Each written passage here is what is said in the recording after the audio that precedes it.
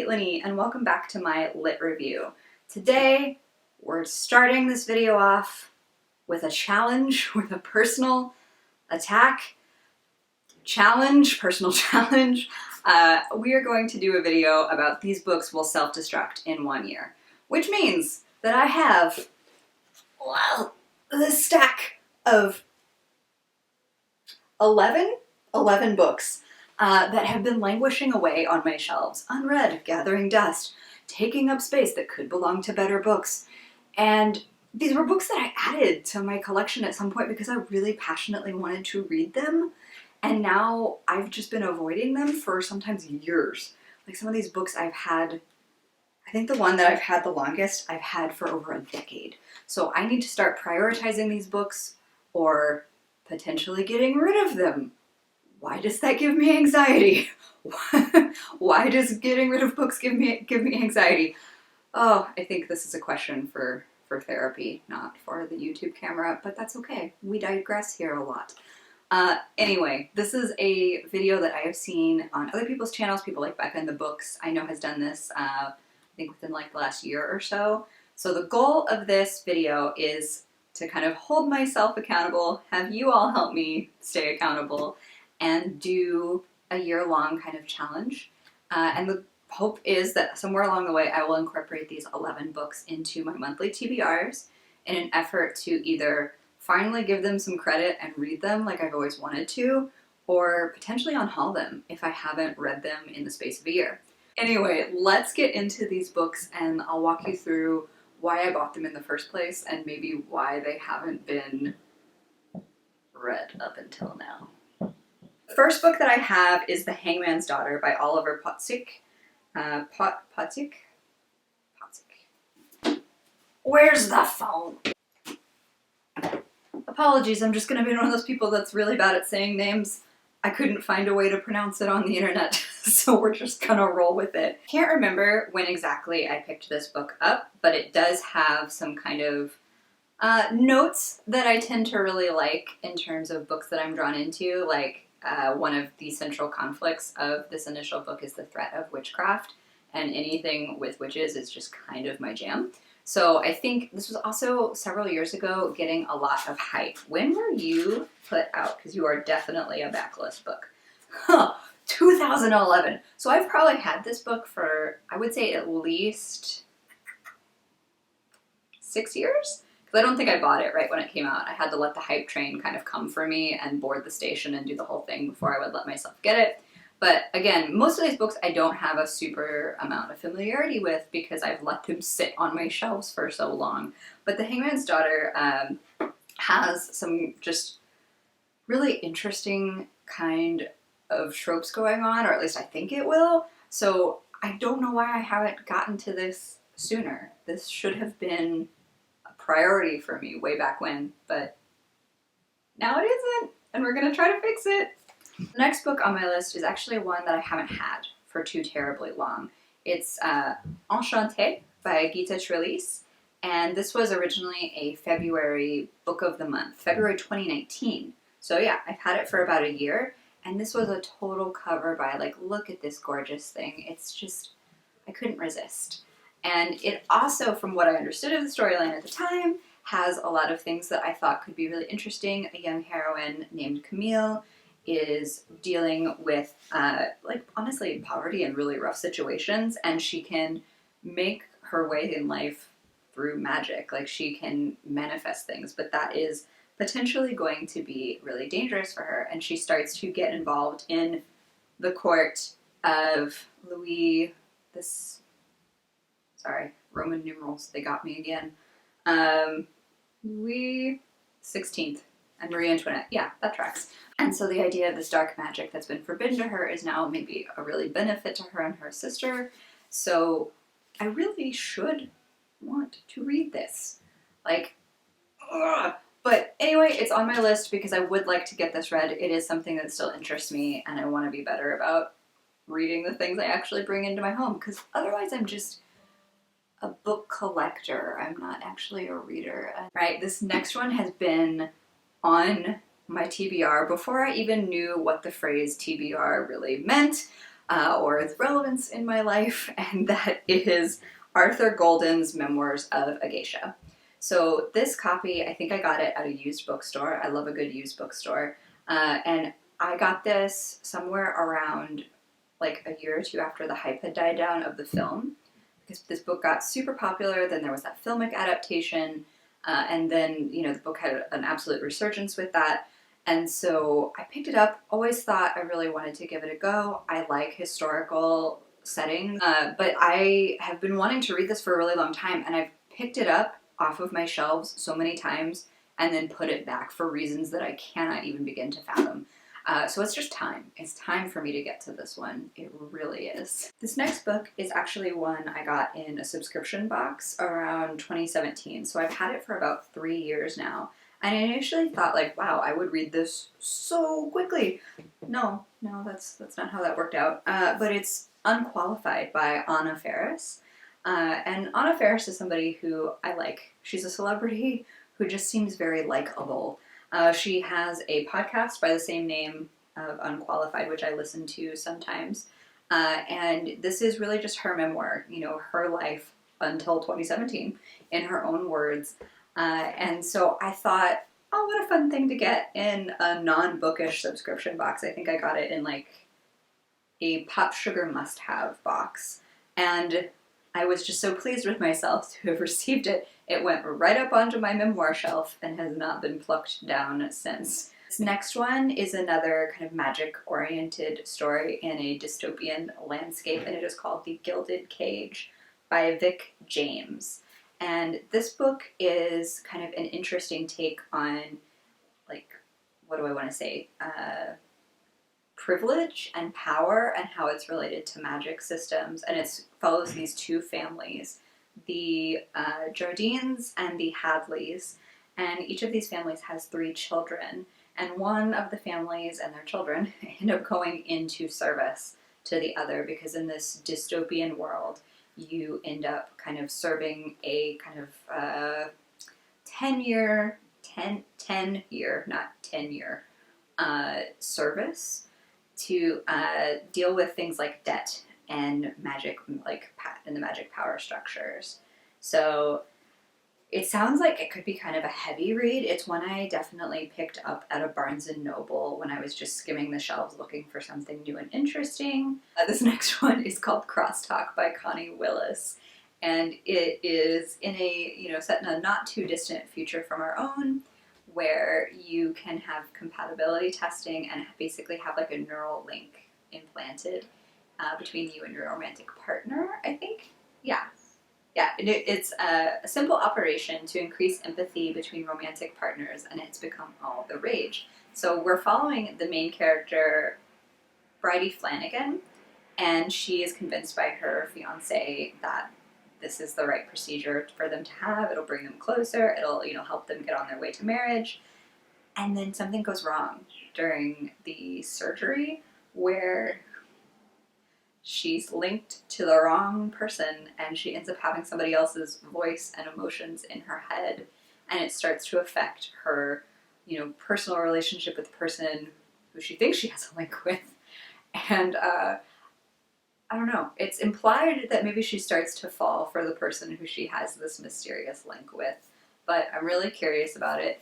I think what's kept me from actually reading this dang thing is I don't read a ton of sci-fi. Like, sci-fi as a genre, even though I'm a big fantasy junkie, sci-fi as a genre has always had like a slightly intimidation factor for me. Like, I love certain types of sci-fi books, but like really have had a bit of a struggle bus with others. So I think the sci-fi of it all is probably what's intimidated me with this one. Okay, so this next book I have definitely had for about a decade. This is probably one of the longest ones on this list. And it has kind of a strange origin story, but it's Letters to a Young Poet by Rainer Maria Rilke. And Rilke is a poet who I read quite a bit when I was in college getting my degree in creative writing and literature. And I honestly picked up this book when I was in high school. Picked this book up because if you've ever seen the movie Sister Act 2 starring Whoopi Goldberg and Lauryn Hill. Whoopi Goldberg's character gives a beat up copy of this book to Lauryn Hill's character as a form of inspiration. And I just, like, even as a kid, was just like, oh, it's good enough for that. You know, if it's good enough for Whoopi and Lauren, it's good enough for me. So I wanted to read it even before I got deeply invested in, you know, things like poetry and creative literature in general. So this tiny little volume has been on my shelves for so long. Like, this is a infinitely readable book, this tiny book. And I've just kept it on my shelves along with all my other poetry books. And I've never even attempted to crack the spine on this thing. So I feel like it's time. This next one is has been on my shelves, again, since high school, so it's probably another one of those long treks for me. And it's one that I'm just genuinely shocked that I haven't read, because it was something I bought back in high school in an attempt to get inspired for my creative writing and my creative practice, and I had it recommended to me. But it is Bird by Bird by Anne Lamott. It's a part memoir, part like instructional. Like, the subheading on this is just some instructions on writing and life. And so it's not just like a dry how-to kind of book. It's really personal. It's supposed to really inspire your creativity. And I have had so many people over the years affirm how powerful this book is to them. So I've been wanting to read this for a while, and I'm just going to take control of it and put it on my list. If anything on this list gets DNF'd, I have a suspicion it's going to be this next book. It is the ultimate Harry Potter, the ultimate Harry Potter and philosophy. So I definitely went through a phase in college where I was buying a bunch of these kind of like quick media books that came out really frequently. And it's just like a bunch of collected essays from academics who are tackling, in this case, issues of philosophy and how they can be read or interpreted by a media text. Obviously, this one's Harry Potter oriented. So that was my initial goal in buying it, was just like, I'm a Harry Potter stan. Why wouldn't I want to read about philosophy and Harry Potter? When I was in college, I actually took several classes on psychology and their relationship to media. I even took a class on how different films argue different philosophies, and it was a really amazing class. So I probably bought this book around that time frame, which probably means I've had this since around 2011. Wow. Yeah, so I'm not sure if me as a reader today is going to have like the same patience, the same interest, or even tolerance for this, even though I am a graduate student who is still in grad school and is very familiar with these like essay volumes as a valid form of scholastic practice. I don't know how much I'm going to want this, but it's managed to move with me like 5 times. So I have to give it some credit for hanging on that long. So we will just see whether or not I enjoy it or not. TBD. Okay, so the next one is one that I have, of all of these books, I think I've been passively avoiding them. You know, they've just not been on my radar as much. And this next one I have been actively avoiding. And it is Marie Kondo's Spark Joy. So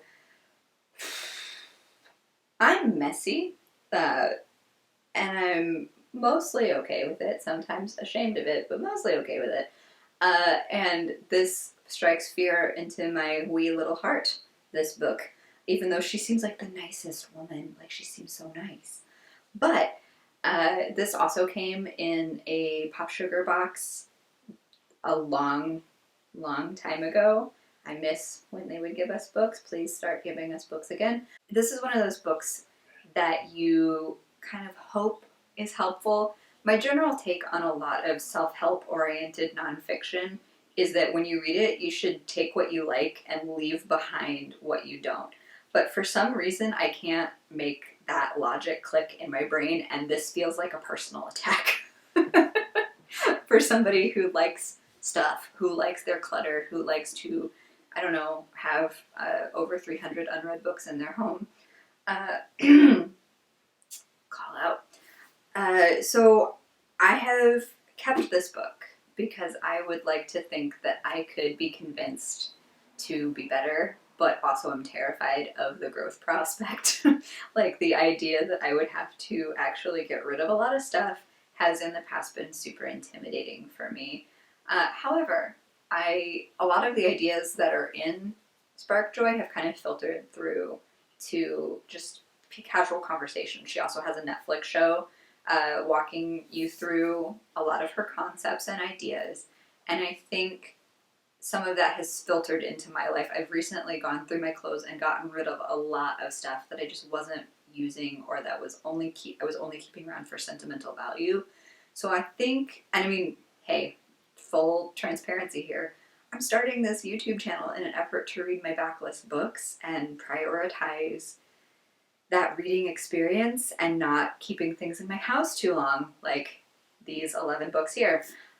So I need to like take away some of the intimidation factor of this and just read it and take what I like from it and let go of what I don't.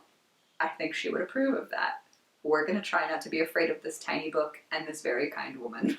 Okay, last but certainly not least on this list is one that I'm a little abashed by. It is Nightmares by Jason Segel and Kristen Miller. It is a middle grade book that is obviously co-written, and it talks about Charlie Laird has several problems. 1, his dad married a woman he is sure moonlights as a witch. 2, he has to move into her purple mansion, which is not a place you want to find yourself outside of after dark.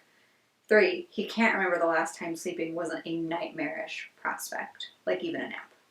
What Charlie doesn't know is that his problems are about to get a whole lot more real. Nightmares can ruin a good night's sleep, but when they start slipping out of your dreams and into the waking world, that's a line that should never be crossed. So this book sounds super cute, and as somebody that deeply enjoys sleep, his concerns about nightmares and not being able to sleep well are really relatable. But to be perfectly honest, why I picked up this middle grade book, it's not a genre I read a ton of, and I picked it up because I went to a book signing where Jason Segel, you may also know this man from The Muppets, How I Met Your Mother. I literally bought this book so that I could look at Jason Segel face to face and probably not speak because I get really shy about things like that. But that's why I have this book. It is signed. But I've just never picked it up, in part because of, like, I don't read middle grade very frequently, and I don't think that's, like, a judgment on middle grade. It's just not, like, what I strive for, and or what I, like, think, oh yeah, I gotta pick that up next. But I'd like to. I'd like to give this a shot and really, you know, respect the effort that Jason Segel and Kristen Miller put into this. I believe this may even be a series, but I'm not sure. I'm gonna give this a shot. We're gonna step out of our comfort zones and read some middle grade. So those are my 11 books that I'm going to try to read with what's left of 2020 and a few months in 2021. My goal, again, is to just make these a bit more of a priority, make them a little bit more visible for me in my TBR, so that I can get through these books that have been around for more than a minute. And, you know, hopefully make it a little bit more fun for me. And sometimes the threat of an unhaul does the trick. Thank you so much for spending time with me. I hope you have a fantastic reading day. Like and subscribe, and leave me a comment if you have something to say. And hopefully I'll see you soon. Bye!